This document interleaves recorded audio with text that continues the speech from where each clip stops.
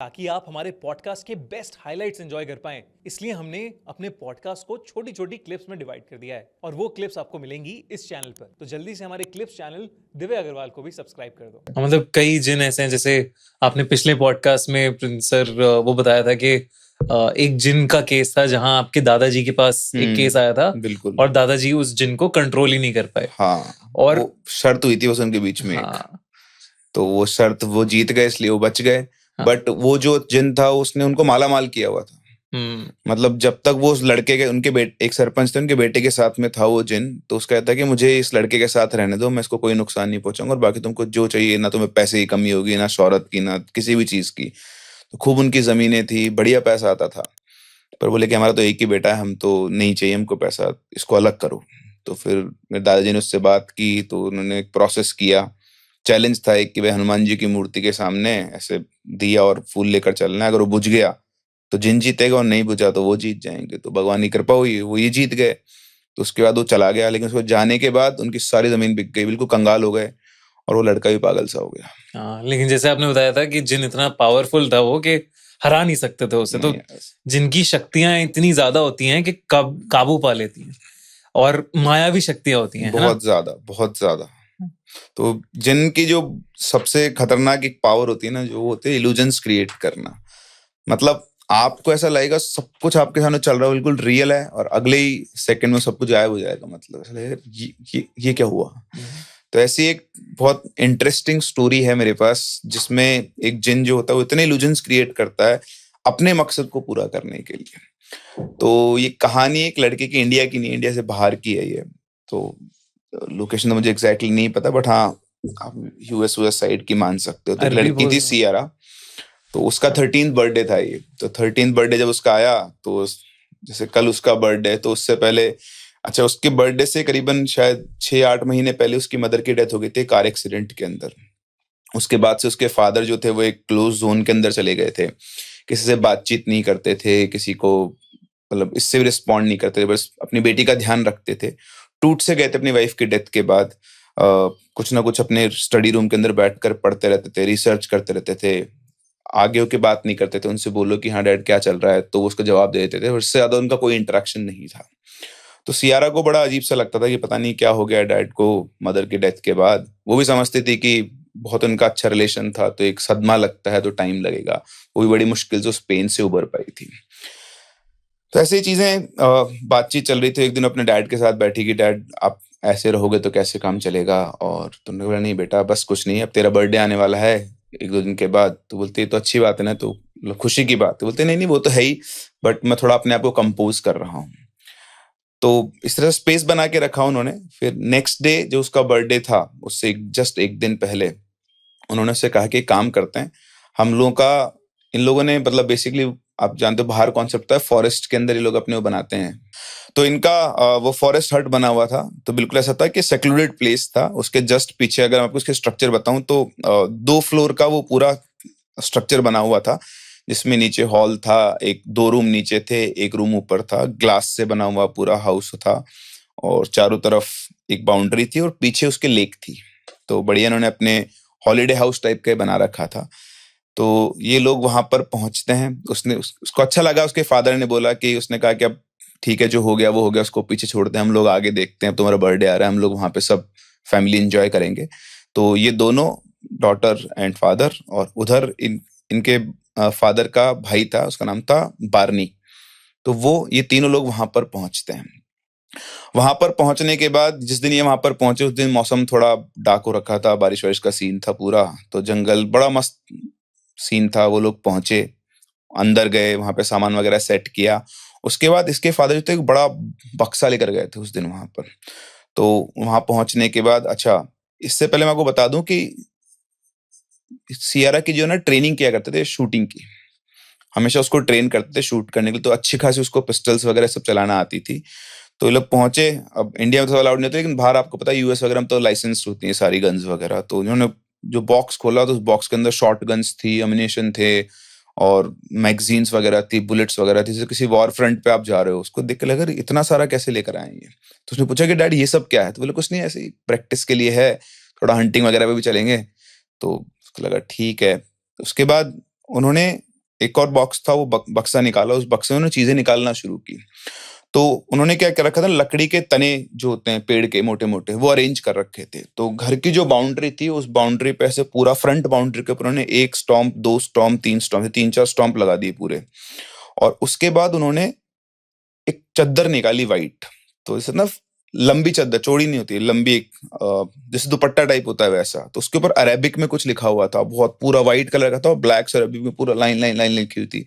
वो सारी उन्होंने कील से उन लकड़ी के तनों के ऊपर ठोक दी वहां पर। ये फैमिली कैसी थी, अरेबिक फैमिली थी या नहीं, ये normal Christian Christian family, family थी? नॉर्मल क्रिश्चियन फैमिली थी ये। और मतलब इनका कुछ लेना देना नहीं था इन सब चीजों से। तो बट वो सब उन्होंने किया।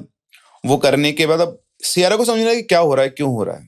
वो देख रही थी बस कि सब कुछ चल रहा है। फिर उसके बाद उन्होंने फेंसिंग की पूरी वायर के साथ, जो कटीले तार होते हैं, पूरे घर को कवर किया उससे, और पीछे वाला लेक वाला हिस्सा छोड़ दिया। तो उसने आके पूछा कि डैड ये सब क्या चल रहा है, मतलब ये सब आप इतना प्रोटेक्शन क्यों कर रहे हो? बोलते कुछ नहीं, बस ऐसे ही कोई जानवर वानवर नहीं आ जाए इसलिए। तो उसको पता नहीं था कि एक बहुत बड़ा सीक्रेट है उसकी लाइफ का, जो शायद सियारा को अभी तक पता नहीं था, और उसी की वजह से वो लोग वहां पर इन चीजों को कर रहे थे। फिर बार्नी आता है। बार्नी, ये फादर और ये सियारा तीनों अंदर बैठते हैं। तो सियारा उन दोनों को खुसफुसाते हुए बात करते हुए सुनती है बार बार।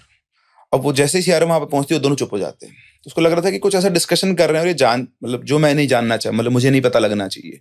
वो पूछती भी है बट उससे कुछ नहीं बताते हैं। तो इस तरह से चीजें चलती है। फिर रात को खाना वाना खा, अच्छा उस टाइम बारिश बहुत हुई थी। जैसे ये लोग अंदर पहुंचे, बहुत तेज बारिश हुई। जब बारिश बंद हुई तो सियारा थोड़ा बाहर घूमने गई। बाहर घूम के वापस आई, तो इधर से उसने बार्नी को बोलते हुए सुना अपने भाई से कि तुमको सियारा को सब कुछ बता देना चाहिए, तुम कब तक इन चीजों को छुपाओगे, उसको पता होना चाहिए। तो उसकी बात सियारा ने सुन ली। तो सियारा ने पूछा कि आप लोग मुझसे क्या छुपा रहे हो, आप लोग मुझे बताओ तो सही कि क्या चल रहा है, क्या नहीं चल रहा है। उसके बाद बोला नहीं नहीं ऐसे कोई बात नहीं, वो तो मैं और बार्नी से डिस्कशन कर रहे थे, और सही टाइम आने पर हम तुमको भी सब कुछ बता देंगे। अब बार्नी बताना चाहता था, बट उसके भाई ने उसको रोक दिया था। तो नेक्स्ट डे इसका बर्थडे था। अब रात को, और ये कितने साल की होने वाली थी? 13 साल की, 13 साल की। 13 साल की। तो रात को सियारा सो रही थी। तो सोते सोते उसको एक ड्रीम आता है।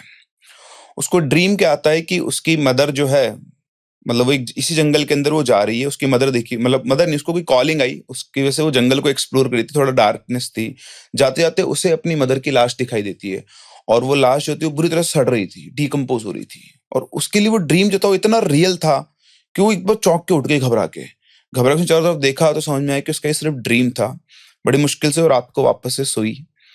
सुबह वो उठती है, और उठकर वो सोचती है कि यार रात का वो सपना कैसा था। बड़ी डिस्टर्ब हो गई थी उस सपने से, क्योंकि अभी 6-8 महीने पहले उसकी मदर की डेथ हुई थी। जब मैं बता दूं, उसकी जो मदर की डेथ हुई थी, तो उसकी मदर की डेड बॉडी को भी नहीं देख पाई थी, उसे देखने नहीं दिया गया था।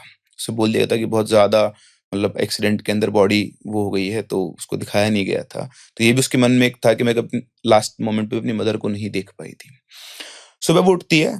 अच्छा, ये जो मैं आपको बताता ना, उन्होंने सारा सेटअप किया था। तो इन्होंने साफ साफ सियारा को बोल दिया था कि बेटा कुछ भी हो जाए, तुम्हें ना इस पेरिफेरी से बाहर नहीं निकलना है। ये जो बाउंड्री हमने बनाई है, तुम्हें इससे बाहर नहीं निकलना है। जब तक हम लोग यहाँ पर हैं, तुम यहीं पर रहोगी। तो उसको लगा था कि ऐसा रेस्ट्रिक्टिव क्यों किया गया है, बट उन्होंने बोला कि तुम कोई क्वेश्चन नहीं पूछोगे, तुमको ये करना है बस। तो वो सुबह उठती है। सुबह उठ के धूप खिली हुई थी, वो बाहर जाती है। तो जैसे वो बाहर जाती है, तो एकदम से सामने उसको कोई दिखाई देता है। तो धूप थी, आंख बाहर निकली, उसने हाथ किया तो देखा उसकी मदर सामने जंगल में घूम रही थी, इधर से उधर हंसते खेलते। उसे लगा कि मेरी मदर सामने आ गई है। और वो इतना रियल था उसके लिए। फिर जैसे ही उसकी मदर घूमती है, उसकी तरफ उनकी नजर मिलती है, तो उसको अपने पास बुलाती है, जैसे अपनी बेटी को पास में बुलाती है। तो उस अट्रैक्शन से वो उस बाउंड्री को क्रॉस ही करने वाली थी, तभी उसके कंधे पर एक हाथ रखता है। और हाथ जैसे आता है, घूम के देखते हैं तो उसके फादर पीछे खड़े होते हैं और बोलते हैं तुम कहाँ जा रही हो। तो वो भी एकदम से होश में आती है, सामने देखती है तो उसकी मदर वगैरह कोई भी नहीं थी। तो वो बोलती है अपने फादर से कि मुझे सामने मॉम दिखाई दी थी। तो बोलते तुम्हें मॉम कैसे दिखाई दे सकती? बोलती नहीं, बिल्कुल मेरे सामने थी, बिल्कुल रियल वो घूम रही थी। तो उसके फादर को समझ में आ गया था कि अब वो टाइम आ गया है कि सियारा को सब कुछ बताना पड़ेगा। तो वो अंकल, बार्नी और तीनों अंदर जाके बैठे, और उन्होंने सियारा से बोला कि सियारा देखो, आज मैं तुमको एक ऐसी बात बताने वाला हूँ जो जिसको जानकर शायद हो सकता है कि तुम मुझे गलत समझो, लेकिन अब वो टाइम आ चुका है कि तुम्हें सब कुछ पता होना चाहिए। तुम्हें पता है तुम्हारी मदर की डेथ कार एक्सीडेंट में हुई थी? बोलती हाँ। बोले तुम्हारी मदर की डेथ कार एक्सीडेंट में नहीं हुई थी, तुम्हारी मदर का मर्डर हुआ था। तो शॉक्ड होगी, मर्डर हुआ था? बोलती हाँ, अब मैं जो तुम्हें बताने जा रहा हूँ उसको बहुत ध्यान से सुनना। तुम्हें पता है कि तुम्हारी मदर किस फेज से गुजरी थी अपनी लाइफ में? एल्कोहलिक थी, ड्रग्स लेती थी और लाइफ की बहुत लोअर पॉइंट पर वो थी। वो बहुत फ्रस्ट्रेट हो गई थी और अल्टीमेटली अपनी लाइफ को एंड करना चाहती थी। उसके लिए वो एक रिवर ब्रिज पर गई, वहां पर जाकर वो जो रेलिंग्स होती हैं उन रेलिंग्स के ऊपर बस वो जंप करने के लिए खड़ी हुई थी कि पता नहीं कहाँ से एक आदमी निकल कर आता है उस ब्रिज पर और वो उससे बात करता है। तो उससे पूछता है कि तुम ये क्या करने जा रही हो? तो वो बोलती है कि मेरी लाइफ में कोई पर्पस नहीं बचा है, मैं बहुत परेशान हूँ, लोन्स हैं, ये है, ड्रग्स वगैरह सब कुछ मैं करती हूँ। तो लाइफ, वो जो आदमी था वो उसको एक ऑप्शन देता है, उससे बोलता है कि अगर मैं तुम्हारी लाइफ में सब कुछ ठीक कर दूं तो बोलती है कि नहीं, ऐसा नहीं हो सकता। तो बोलता है मुझ पर ट्रस्ट करो, मैं तुम्हारी लाइफ को बिल्कुल ट्रैक पे ला दूंगा, सब कुछ तुम्हारे लिए सही होगा, बस तुम्हें मेरी एक बात माननी होगी। तो बोलती है क्या बात? तो बोलते कि जब तुम्हारे पहली संतान होगी, फर्स्ट बेबी जो भी होगा, उसके 13th बर्थडे पे तुम मुझे उसे दे दोगे। तो उस टाइम पर उसने इतना दिमाग नहीं चलाया था। उसने ये था कि ठीक है, मेरी लाइफ सेट होना बहुत जरूरी है, जब मैं लाइफ को एंड करने जा रही हूँ तो ये कोई बहुत बड़ी डील नहीं है मेरे लिए। तो उसने उस टाइम पर उससे वो डील कर ली और उसके बाद धीरे धीरे तुम्हारी मॉम की लाइफ ट्रैक पर आई, वो मुझसे मिली, हमारी शादी हुई, उसके बाद तुम हुई और कल तुम्हारा 13th बर्थडे है। तो तुम्हारे 13th बर्थडे से करीबन अभी 6-8 महीने पहले, मतलब बाद में भी वो उससे कम्युनिकेट करता था, तो वो कोई और नहीं था, वो एक जिन था और उस जिन ने तुम्हारी मदर के साथ एक डील की थी। तो उसने अपनी डील का पूरा पार्ट प्ले किया, लेकिन जब तुम्हारी मदर का डील का पार्ट प्ले करने का टाइम है तो तुमसे तुम्हारी मदर बहुत ज्यादा कनेक्टेड हो गई और उसे लगा कि कुछ भी हो जाए मैं अपनी बेटी को तो नहीं दूंगी, मैं कोई ना कोई रास्ता ढूंढ लूंगी जिससे मैं इस जिन से अपनी बेटी को बचा सकती हूँ। और जब वो आया उससे बात करने कि भाई अब तुम्हारी डील का समय आ रहा है, तो तुम्हारी मदर जो थी वो तुम्हारी अपनी डील से मुकर गई। इससे वो बहुत गुस्सा हुआ और इस वजह से उस जिन ने तुम्हारी मदर को मार दिया। अब ये सुनकर सियारा शॉक थी कि उसे तो आज तक यही लगता था कि उसकी मदर के एक्सीडेंट में डेथ हुई है। तो उसको भी रोने लगी बहुत, उसको सेटल किया, थोड़ा बहुत सेटल करने के बाद बोला उससे कि बेटा ये तो सिर्फ इस लड़ाई की शुरुआत है, अगर तुम अभी टूट जाओगी तो बहुत मुश्किल है। मैं और तुम्हारे अंकल बार्नी चाहे कुछ भी हो जाए हम तुम्हें इस चीज से बचा के रहेंगे, लेकिन अब जो हम कह रहे हैं तुम्हें उस चीज को बहुत प्रॉपरली और बहुत अच्छे से फॉलो करना होगा। तो उन्होंने बताया कि ये जो सब कुछ हमने किया है तुम्हारे प्रोटेक्शन के लिए है। ये जो व्हाइट चादर तुमको दिख रही है, जो तना है लकड़ी का, ये कोई नॉर्मल चीज नहीं है। ये जिन उसको क्रॉस नहीं कर सकता है, इसकी पावर्स को रेस्ट्रिक्ट करती हैं। ये इस बाउंड्री के बाहर वो कुछ भी कर सकता है, लेकिन इस बाउंड्री को क्रॉस करके वो नहीं आ सकता। वो तभी इस बाउंड्री के अंदर आ सकता है जब हम तीनों में से कोई या तो उसे लेकर आ रहा है या फिर कनेक्टेड है। ये बहुत स्ट्रॉन्ग इल्यूजन्स क्रिएट करता है, तुम्हारे सामने ऐसी ऐसी कंडीशंस क्रिएट करेगा कि तुम समझ भी नहीं पाओगे कि क्या चल रहा है क्या नहीं चल रहा है। इसलिए तुम्हें बहुत सोच समझ के चीजों के ऊपर काम करना होगा। कई बार सिचुएशन ऐसी होगी तुम्हें ऐसा लग रहा होगा कि मैं मरने वाला हूँ, अंकल बार्नी मरने वाले हैं, लेकिन तुम्हें तुम्हें बहुत सोच समझ के डिसीजन लेना पड़ेगा कि सामने जो चल रहा है वो सही है या फिर गलत है। तुम एब्रप्ट डिसीजंस नहीं ले सकती हो। फिर उन्होंने उसी बॉक्स में से उसको एक तालिस्मान निकाल के दिया। तालिस्मान बेसिकली एक मेडेलियन होता है, ताबीज आप उसे बोल सकते हो। उस पे भी अरेबियन के अंदर बहुत सारी चीजें लिखी हुई थी और वो तालिस्मान उन्होंने उसको पहना दिया और उससे कहा कि गलती से भी तुम्हें इसको नहीं उतारना है। ये तालिस्मान जब तक तुम्हारे गले में है वो तुम्हारे आसपास भी नहीं आ सकता, लेकिन अगर तुमने तालिस्मान, वो जब तुम्हारे आमने सामने है और तालिस्मान उतार दिया तो फिर कोई तुम्हें बचा नहीं सकता। तो इस तरह से उसको प्रॉपर प्रिकॉशंस बताए गए और उसके बाद ये लोग सब सेटल हुए वापस से। अभी नेक्स्ट डे रात की बात है, इसी रात की बात है जब इसका बर्थडे वगैरह सेलिब्रेट किया इन्होंने 12 बजे और उसके बाद सब लोग सोने चले गए। तो अब आप जानते हो इंडिया में तो चलो सब लोग एक ही रूम में सो जाते हैं, पर यहाँ नहीं सोते, बचपन से आदत अलग होती है, तो सब अपने अपने रूम्स में सो रहे थे। रात को उसे, रात के शायद 1-2 बजे के आसपास का टाइम होगा, तो उसे किसी लेडी के रोने की आवाज आती है बाहर से, घर के बाहर से। तो उस आवाज से उसकी आंख खुलती है, तो लेडी चिल्ला रही थी कि मेरी हेल्प करो, मेरी हेल्प करो, मैं जंगल में ट्रैप हो गई हूँ। तो उसने देखा अपनी विंडो से तो सामने घर के बाहर एक लेडी खड़ी हुई थी, जो एंट्रेंस होती है वो अंदर नहीं आ रही थी और वहीं सेक्रेटरी चिल्ला रही थी कि मेरी हेल्प करो, मेरी हेल्प करो और मुझे इस जंगल से बाहर निकालो, मुझे मार देंगे। वो सोचती मैं क्या करूं, तो भाग के नीचे जाती है, नीचे आके देखती है तो उसके फादर और उसके जो अंकल थे दोनों के डोर बंद थे। वो उनके डोर को नॉक करती, आवाज लगाती कि डैड बाहर कोई है, उसकी हेल्प कर दो, डैड कोई है, अंकल बाहर नहीं, उठो हेल्प कर दो उसकी। कोई रिस्पॉन्स नहीं आता, पता नहीं कितनी गहरी नींद के अंदर थे कि वो रिस्पॉन्ड ही नहीं कर रहे थे। और उधर से वो आवाज बार बार उसकी तरफ आ रही थी। अब आप समझ सकते हो 13 साल की बच्ची है, बार बार जब कोई हेल्प के लिए पुकार रहा है तो वो अपने आप को रोक नहीं पाई और वो गेट खोला उसने उसका अपने जो मेन डोर था, और गेट खोल के देखा तो वो लेडी वहां बाहर खड़ी हुई थी, और उसको देख के वो और ज्यादा उसको पुल करने लग गई, और ज्यादा एक्ट करने लग गई कि मैं बहुत उसमें हूँ। और वो जैसे वो एक कदम बाहर बढ़ने लगते, एकदम से वापस उसके फादर चिल्लाते कि सियारा। वो घूमती है, वापस से एकदम सारा इल्यूजन खत्म होता है, सामने कोई था ही नहीं। वो पीछे घूम के देखती है तो उसके फादर और अंकल बारनी दोनों खड़े हुए थे। बोलते तुम कहाँ जा रही हो? तो बोलती कि वो लेडी बाहर हेल्प के लिए चिल्ला रही थी, मैं उसकी हेल्प करने जा रही थी। बोले कौन लेडी? तो भी घूम के देखती है, वहां कोई नहीं था। तो बोलती कि तुमको हमने मना किया ना, तो कहीं नहीं जाना है। तो बोलते लेकिन वो बहुत देर से चिल्ला रही थी। तो बोले तुम्हें हमें बताना चाहिए था। तो बोलती कि मैं जाने कब से आपका गेट नॉक कर रही हूँ, आप लोग उठ ही नहीं रहे हो। तो बोले तुम गेट नॉक कैसे करोगी, हमारा गेट तो खुला हुआ है, हमने गेट बंद ही नहीं किया है। तो जो डोर थे उनके रूम्स के वो खुले हुए थे, और वो जो इल्यूजन क्रिएट हुआ कि डोर्स बंद है, वो नॉक कर रही है, वो आवाज उनके पास जा ही नहीं रही है। एनी हाउ वो भी जो था सब इल्यूजन था। उसका पर्पस ये था कि कैसे भी करके सियारा बस वहां से बाहर आ जाए, फिर उसको वो लेके निकल जाएगा। फिर उसको बिठा के वापस समझाया गया कि देखो ऐसा हर बार होगा, तुमको हर इंसिडेंट को बहुत अच्छे से नाप तोल कर सोच कर ये समझ के चलना है कि क्या सही है और क्या गलत है, क्योंकि तुम्हारी एक गलती हमारे सारे एफर्ट्स पर, सबसे इंपॉर्टेंट बात है, तुम्हारी जान ले जा सकती है। फिर वो बैठी, उसको समझ में आया कि ये भी था। अब वो भी थोड़ा सोच समझ कर डिसीजन लिया करती थी। नेक्स्ट डे फिर से सुबह हुई तो इसको शूटिंग की प्रैक्टिस करवाई इसके फादर ने। तो शूटिंग वगैरह प्रैक्टिस हुई, इसने अच्छे से शूट वगैरह किया। फिर उसके बाद इनके पीछे एक बोट थी, लेक पे बोट लगा रखी थी। तो बेसिकली वो उसको ट्रेन करने के लिए लेकर आए थे कि वर्स्ट से वर्स्ट सिचुएशन में भी वो यहाँ से निकल जाए। तो उसके फादर ने कहा देखो ये बोट है, अंकल बार्नी भी तुम्हें बोट चलाना सिखाएंगे, ठीक है? तुम इसको बहुत अच्छे से सीखना, और इन एनी केस यहाँ पर कुछ भी होता है, इन केस मुझे या तुम्हारे अंकल को कुछ भी हो जाता है, तो तुम ये लेक क्रॉस करके उस साइड जो घर है वहां पे चले जाना। वहां पे तुम्हें उनके दोस्त का एक और फार्म हाउस वगैरह कुछ था वहां पे तुम्हें आंट लिली मिलेगी, जो कि बार्नी की वाइफ थी। वो तुम्हें संभाल लेगी, क्या करना है क्या नहीं करना है। वो तुम्हें लियम के पास ले जाएगी। तो बोलते लियम कौन है? तो बोलते हैं कि लियम हमारा फ्रेंड है जो हमें इन सारी प्रोसेस के अंदर हेल्प कर रहा है। ये मेडिलियन। अच्छा एक और चीज थी, उन्होंने उसको एक खंजर दिखाया था। वो खंजर पे भी कवर के ऊपर अरेबिक में कुछ लिखा हुआ था, बहुत शार्प खंजर था। उन्होंने उसको वो भी दिखाया और कहा कि देखो ये खंजर, ये सारा जो व्हाइट अरेबिक वाली चादर है, सब लियम ने हमें प्रोवाइड करवाया। लियम को इस चीज में बहुत नॉलेज है, और उसी की वजह से हम में इतनी हिम्मत है कि हम उस जिन से फाइट कर सकते हैं। तो बेटा तुम चिंता मत करो, हम अपनी लास्ट ब्रेथ तक भी तो उससे लड़ेंगे और तुझे बचाएंगे, तुझे कुछ भी नहीं देंगे, बट तुझे हम पे ट्रस्ट करना होगा और जो हम कह रहे हैं उस प्रोसेस को फॉलो करना होगा। इसके बाद अंकल बार्नी उसको बोट चलाना सिखाते हैं। ऑब्वियसली सिर्फ थ्योरेटिकल नॉलेज देते हैं, वो उसको लेक में नहीं लेकर जा सकते, और रिस्क था वो भी, क्योंकि वो लेक में भी उसको नहीं छोड़ता। आधे घंटे के पूरे लेक्चर के बाद वो सब कुछ समझ लेती क्या क्या करना होगा, क्रिटिकल सिचुएशन तब आएगी। उसके बाद उससे बोलते कि अब तुम अपने रूम में चली जाओ, मैं यहाँ पर अपना काम कर रहा हूँ। तो इनके जो रूम्स बने होते हैं प्रॉपर ग्लासेस होते हैं, सब कुछ बाहर अंदर बाहर दिखता है। तो वहां जाके बैठ गई।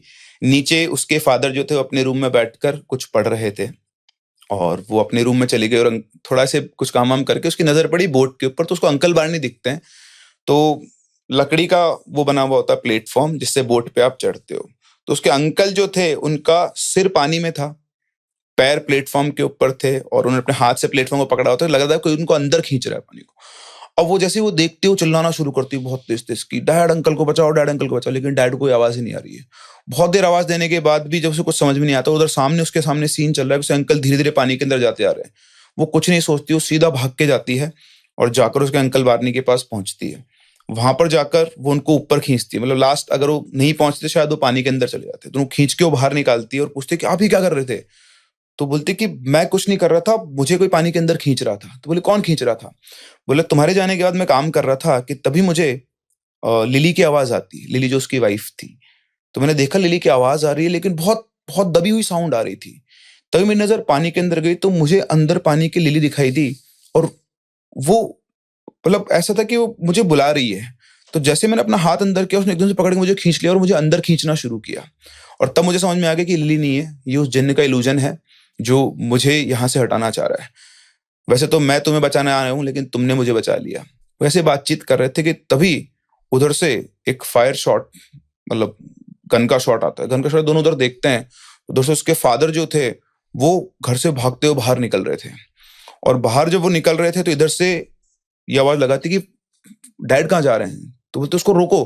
अच्छा, वो भागते हुए जाते अपने डैड को आवाज देते, पर डैड को आवाज ही नहीं आ रही। वो फटाफट से उस वायरिंग को ऊपर करते हैं, उसके नीचे से निकलते हैं और जब तक सियारा दौड़ के वहां पहुंचती है वो जंगल के एज पर जा चुके थे, और जाते आते सियारा को दिखाई देता है कि उसके फादर के सामने भी एक इल्यूजन क्रिएट हो गया था। सियारा को जंगल में सियारा ही भागती हुई दिखाई रही थी, मतलब उसे लग रहा था कि मैं ही जंगल में जा रही हूँ। तो उधर एक इल्यूजन क्रिएट किया, उधर उसके फादर के लिए इल्यूजन क्रिएट किया कि सियारा किसी वजह से उस सेफ्टी नेट को तोड़ के बाहर निकल गई और अब जिन उसे ले जाएगा, तो वो उसके पीछे भागते हैं वहां पर, और वो जंगल के अंदर चले जाते हैं। जंगल में जाते हैं, इधर वापस बारनी भागता हुआ आता है, बोलता है कि तुम अंदर जाओ, मैं जाता हूँ, मैं लेकर आता हूँ तुम्हारे फादर को, तुम चिंता मत करो। तो बारनी अपनी शॉर्ट गन वगैरह निकालता है, वो भी उससे निकलता है, और वहां सियारा जो है अपने रूम में जाकर, रूम में क्या मतलब वहां जाके बैठ जाती है और उनका वेट करती रहती है। करीबन आधे घंटे के प्रोसेस के बाद उसके फादर आते हैं वहां पे भागते हुए। तो अपने फादर को दूर से देखते हुए फटाफट बाहर आती है, और वो जो बाउंड्री थी वहां पर के खड़ी हो जाती है। तो उसके फादर आके बोलते हैं कि तुम ठीक तो हो ना? तो बोलते हैं कि हाँ डैड, आप जब जा रहे थे मैं बहुत तेज तेज चिल्ला रही थी कि मैं तो यहीं पर हूँ। बोले मुझे तुम्हारी आवाज ही नहीं आई, तुमने मुझे रोका क्यों नहीं जब मैं जा रहा था? बोले मैं आपको बहुत आवाज दे रही थी बट आप मेरी बात ही नहीं सुन रहे थे। तो बोलता है कि हाँ, मुझे तो तुम अंदर जंगल में जाती हुई दिखाई दी, और मुझे ऐसा लगा कि उस जिन्न ने कोई इल्यूजन क्रिएट करके तुमको वहां से बाहर निकाल लिया है, और तुम्हें बचाना मेरी फर्स्ट प्रायोरिटी थी, इसलिए मैं जंगल के अंदर चला गया। लेकिन वहां जाकर, अच्छा इसके जो फादर आए थे उनकी हालत ऐसी थी, बढ़िया से तोड़ मरोड़ के भेजा है किसी ने, बढ़िया पिटाई की उनकी। तो उन्होंने बताया कि जैसे मैं अंदर पहुंचा तो मुझे पता लगा कि एक इल्यूजन था, और फिर उस जिन ने मेरी ये हालत कर दी, कपड़े भी फटे हुए थे, जख्म हो रखे थे उनको। तो उसने बोला कि लेकिन अंकल बारनी भी आपके पीछे गए। तो बोलते क्या बारनी भी गया है? तो बोलते कि हाँ, जैसे आप गए मैंने उनको बोला वो भी आपके पीछे निकल गए। तो बोलता है ठीक है तुम चिंता मत करो, मैं बारनी को लेकर आता हूँ, लेकिन तुम एक काम करो, ये तालिस्मान मुझे दे दो। तो उसने तालिस्मान जैसे ही मांगा तो उसके दिमाग में क्लिक हुआ कि उसके फादर ने कहा था कि चाहे कुछ भी हो जाए ये तालिस्मान तुम्हें किसी को नहीं देना है। तो उन्होंने वो खंजर दिखाते हुए कहा कि देखो ये खंजर तो मेरे पास है, बस तुम्हें तालिस्मान और मुझे दे दो, फिर मैं उस जिन को छोड़ूंगा नहीं। तो उनके इतना बोलते हुए 2 कदम पीछे हो जाती है और बोलती है कि तुम मेरे फादर नहीं हो, मेरे फादर कभी मुझसे तालिस्मान वापस नहीं मांग सकते थे। तो जैसे ही हुआ तो वो जिन वापस से उसके फादर की फॉर्म में चला। तो बोलता कि तुम मुझे तालिस्मान दोगे नहीं दोगी? तो बोलती मैं तुमको नहीं दूंगी। बोलते कब तक तुम मुझसे बच लोगी? तो बेसिकली वो भी उसके फादर नहीं थे, वो भी इल्यूजन था कि उसके फादर हैं, इतना बोल के फिर वापस से वहां से गायब हो जाता है। फिर उसके जो रियल जो फादर थे वो वहां पर आते हैं और वो उससे बात करते, तो बोलते कि इस तरह से वो आया था। और तो उसने बोला कि तुम तो ठीक हो ना, तुम बाहर तो नहीं निकली? बोलते नहीं नहीं, उसने मुझसे तालिस्मान मांगा, मैं तभी समझ गई थी कि वो नहीं है। फिर बोलते लेकिन अंकल बारनी अभी तक नहीं आए। तो बोलते कि तुम चिंता मत करो, बारनी आ जाएगा, बारनी की चिंता तुमको करने की जरूरत नहीं है, बारनी कैपेबल है, वो अपनी सुरक्षा खुद कर सकता है। तो अब चीजें ड्रामेटिक होने वाली है, बहुत अलग लेवल पे जाने वाली है। तो वो उसके फादर उसको लेते हैं अपने साथ में और कैबिन के अंदर जाने लगते हैं। तो जैसे वो कैबिन के ऊपर स्टेप करते हैं, पहले स्टेप पर पैर रखते हैं, एकदम से एक बहुत तेज रोर की आवाज आती है, बहुत तेज चिल्लाने की। तो फादर वापस आ गए? पहले एक शॉट, हाँ पहले एक गन शॉट की आवाज आती है, मतलब जब वो उसको समझा दिया कि भाई बारनी अपने आप आ जाएगा, बारनी की चिंता मत करो। अच्छा मैं आपको बता दूं, दोनों भाइयों की जो बेल्ट वगैरह थी, मतलब 6 फीट 6, मतलब 6 के ऊपर इनकी हाइट थी। अच्छा, हट्टे कट्टे थे। हाँ बढ़िया, मतलब आप जो रॉक है ना उधर रॉक टाइप से ऐसे बढ़िया बॉडी बॉडी बनी हुई, अपने यहाँ के थोड़ा हल्के पड़ जाते हैं इसलिए। तो बेसिकली उसको लेकर अंदर जाने लगा और एकदम से पहले गन शॉट की आवाज आती है, और गन शॉट की आवाज के बाद एकदम से एक रोर आती है, जैसे एक शेर अपने शिकार को मारने का, ओपोनेंट को मारने का दहाड़ता है ना ऐसे। और वो घूम के देखते हैं, दहाड़ के साथ साथ पूरे जंगल से पक्षी उड़ना शुरू करते हैं। तो वो समझ गए थे कि इल्यूजन नहीं है। दोनों घबरा जाते हैं बुरी तरह से, वो कुछ सोच पाते, फिर दोबारा से वो एक और बार वही दहाड़ने की जाती है। इस बार वो ऐसा लगता है कि कोई दहाड़ता हुआ इनकी तरफ ही आ रहा है। तो उसके फादर समझ जाते हैं कि क्या है, तो उसको फटाफट से बोलते हैं सियारा को तुम ऊपर जाओ, ऊपर जाके छुप जाओ, और जब तक मैं नहीं बोलूं बाहर नहीं निकलना। तो उसके फादर की बात सुनकर वो चली जाती है ऊपर और छुप जाती है एक जगह पर, और विंडो के पर्दे से ऐसे आंख उठाकर खोलकर देख रही होती है। उस टाइम उस एंगल से उसको सिर्फ उसके फादर और उसके एक्सप्रेशन ही दिख रहे थे। उसके फादर, वो दहाड़ की आवाज आ रही थी और साथ में उसके फादर की आंखें खुलती आ रही थी, सामने से कोई सामने को दिख रहा है। उन्होंने अपने ऐसे गन को सामने कर लिया। अब सियारा को कुछ समझ में नहीं आ रहा था, तो उसको लगा कि कुछ नहीं है, मैं तो जा रही हूँ नीचे। तो उतर के वो सीधा नीचे आती है, कैबिन का गेट खोलती है और सामने देखती है। लाइफ में पहली बार वो उस जिन को देख रही थी। वो अपनी फुल फॉर्म के अंदर था, करीबन 6.5-7 फीट के आसपास की लंबी सी हाइट थी, शरीर उसका काला था और शरीर पर अलग जगह पे कट्स लगे हुए थे, जिससे उसका जो मांस होता है फ्लैश वो अलग से दिख रहा था। उसके आईब्रोज नहीं थी, लिप्स नहीं थे ऊपर, जैसे हमारे तो लिप्स कवर करने, दांत को करने, लिप्स नहीं थे, सीधे उसके दांत दिखते नुकीले नुकीले, और बहुत खतरनाक और फियर्स फॉर्म के अंदर वो था और बढ़े जा रहा था इनके कैबिन की तरफ। उसके एक हाथ में शॉटगन थी और एक हाथ से वो कुछ ड्रैग करते हुए ला रहा था, और जिसको वो ड्रैग करते हुए ला रहा था वो अंकल बारनी की डेड बॉडी थी। तो उसको देखते ही आधा तो सियारा वैसे ही टूट गई, और उसके फादर वहां बिल्कुल तैयार थे, वो गन उसको लेकर, शॉट गन को लेकर वो आता है और झटके से एक हाथ से उस बॉडी को फेंकता है। तो जो टी स्टॉम्प्स थे जो उन्होंने फेंस बना रखी थी वो सब टूटते हुए वो सब साइड में हो जाता है, और वहां से उसका एंट्री गेट बनता है। वो फेंस टूट जाती है। फेंस टूट जाती है। फेंस टूटते उसके फादर शॉट गन उठाते हैं, और इतने में तो वो उसके हाथ में जो शॉट गन थी उससे उसके फादर के हाथ पे मारता है बहुत तेज। वो नीचे गिरते हैं दर्द के मारे, और वो आगे बढ़ने लगता है। अब कुछ भी हो, उनको अपनी बेटी को तो बचाना था, तो वापस से उठते हैं और उठ के सीधा जिन के ऊपर चार्ज करते हैं, और यहाँ पर इन दोनों की लड़ाई शुरू होती है। अब दोनों लड़ रहे हैं, इधर सियारा देख रही कि वो क्या करे क्या नहीं करे। तो पावरफुल तो था ही वो जिन, लेकिन उसके फादर भी ठीक ठाक उसमें थे, तो दोनों में ऑलमोस्ट इक्वल से लड़ाई चल रही थी। अब जमीन के ऊपर लौट रहे हैं और सियारा सोच रही वो क्या करे क्या नहीं करे। तभी वो एक पत्थर उठाती नुकीला सा, और वो वेट करती है अपने फादर को सपोर्ट करने के लिए। तो हो क्या रहा था कि वो जो जिन था वो उसके फादर को नीचे जमीन पे बिठा के, अच्छा ये जो इनकी लड़ाई हो रही थी इसमें एक बार वो जो जिन था वो टी स्टॉम्प पर टच कर गया था, जिसको वो रखे हुए थे ना तने, जो टच करते ही वो लगा जल गया, उसे वापस से वहां से हटा और फिर उसके फादर से लड़ने बैठ गया। अब अल्टीमेटली पावरफुल तो था ही वो जिन, तो बैठा उसके फादर को दबा के और उनके स्कल को ऐसे उसने प्रेस करना शुरू किया, जैसे आप तरबूज को फोड़ देते हो ना दम लगा के, ऐसे उसके स्कल के ऊपर लगा रहा था। और सियरा उसको सामने देख रही थी और सोच रही थी कि अगर वो कुछ नहीं करेगी अब तो उसके फादर की डेथ उसकी आंखों के सामने हो जाएगी।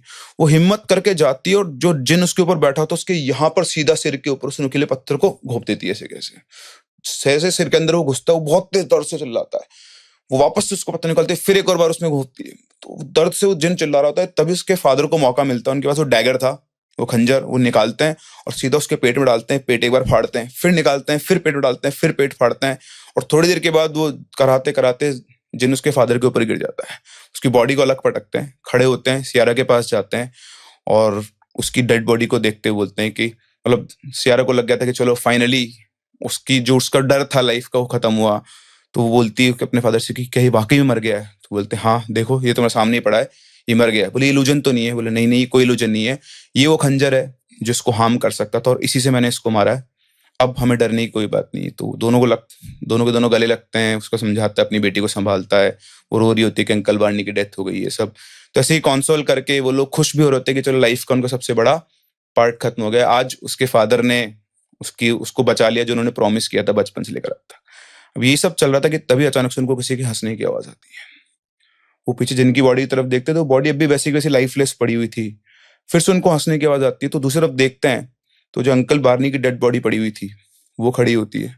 उसके यहाँ पे शॉटगन से छेद होता है पूरा का पूरा, लेकिन वो खड़ी होती है और खड़े होकर वो वापस से हंसता है और बोलता है क्यों सियारा, कैसा लगा मेरा गेम? देखा तुमने, मैंने जो इल्यूजन क्रिएट किया उससे भाई ने भाई की जान ले ली। इसे लग रहा था कि ये मुझे मार रहा है, लेकिन इसने अपने भाई को ही मार दिया है। तो ये भी उसका पूरा इल्यूजन था। वो जो बॉडी फेंकी थी वो बार्नी की नहीं थी, बार्नी तो जिनकी फॉर्म में था। वो जो लड़ाई चल रही थी इसके फादर की और बार्नी की चल रही थी, और उसने उसको मार दिया था। देख के दोनों का दिमाग खराब हो जाता है। वो कर भी क्या सकते थे, उसको उसके फादर को भी लगता है उसने अपने भाई को ही मार दिया उसके इल्यूजन में फंसकर। तो बहुत स्ट्रांग इल्यूजन उसने क्रिएट किया था। फिर उसके बाद वो बोलता है देखो अब भी तुम्हारे पास मौका है, तुम मेरे साथ चुपचाप आ जाओ तो मैं तुम्हारे फादर को जिंदा छोड़ दूंगा, वरना तुम्हें लेकर ही जाऊंगा। इतना कहते उसके फादर फिर से गुस्सा आते हैं कि तू मेरी बेटी को मेरे सामने तो ले जा नहीं सकता और तुझे मैं इसे ले जाने नहीं दूंगा। और फिर वापस से उसके ऊपर चार्ज करते हैं और फिर से इन दोनों की लड़ाई शुरू होती है। तो दोनों फिर से लड़ना शुरू करते हैं। जिन तो पावरफुल था ही, वो उसके फादर के ऊपर बिल्कुल बैठ जाता है, और इस बार जो सियारा थी उसको साफ साफ दिखता है उसके फादर इस बार लूजिंग एंड के ऊपर है। तो बैठता है और वही खंजर जो था जिससे उसने थोड़ी देर पहले उसको मारा था, उसी खंजर से वो उसके फादर के पेट में उस खंजर को घोंपता है 2-3 बार। तो 2-3 बार घूमने के बाद उसकी जो डॉटर थी, अब इतने में ही वो भी क्या करती है कि फादर को हेल्प करने के लिए, जो उसको समझ में आ गया था कि पिछली बार लड़ाई हो रही थी और वो टी स्टॉर्म से वो टच हुआ था, तब वो एकदम से वो तो उसको लगा इसमें बहुत पावर है। और वो छोटा मोटा तना था, बड़ा तना था जो 2 बड़े बड़े लोगों ने जो ना बताया, दोनों भाइयों ने रखा था। वो 13 साल की बच्ची उसको उठा तो नहीं सकती थी, वो कैसे भी हिम्मत करके लुढ़का कर उसको तने को उनकी तरफ ले जाने लगती है। इधर जिस तरफ से वो ला रही थी उधर उस जिन की बैक थी और उसके फादर उसको दिख रहे थे साफ साफ। तो उसने 2-3 बार से खंजर घोपा तो उसके फादर के मुंह से खून आना शुरू हो गया और उनका आई कांटेक्ट हुआ सियारा से। वो देख रहे थे कि सियारा क्या कर रही है, और लास्ट उन्होंने उसकी तरफ एक स्माइल दी। ये वैसी स्माइल थी जब एक फादर इंश्योर करता है अपनी बेटी को कि तू चिंता मत कर, मैं सब संभाल लूंगा। तो उनका आई कांटेक्ट हुआ और जैसे ही वो टी स्टॉम्प उसके जस्ट पीछे आया, उसके फादर ने सारी स्ट्रेंथ लगाई और उस जिन को धक्का दिया। धक्का देते ही वो जिन जो वो टी स्टॉर्म के ऊपर गिर गया। अब पिछली बार तो जस्ट टच हुआ था, जैसे वो गिरा ना तो उस पर चिपक गया और बहुत तेज तेज चलने लगा। यही मौका देखा सियारा ने, उसने फटाफट से वो खंजर उसके फादर के पेट में से निकाला और उसके ऊपर चार्ज कर दिया, सीधा उसके सीने के ऊपर 1 2 3 जितनी बार वो मार सकती थी आंख बंद करके। गुस्से रेज भर गया था उसके अंदर, क्योंकि उसके अंकल को, उसके फादर दोनों को ऑलमोस्ट उसने मार ही दिया था। और जब तक वो मारती रही, जब तक उस जिन की आवाज आना बंद नहीं होगी। उसने आंख खोल के देखा तो उसने उसके पूरे चेस्ट का मतलब कीमा बना दिया था इतने से।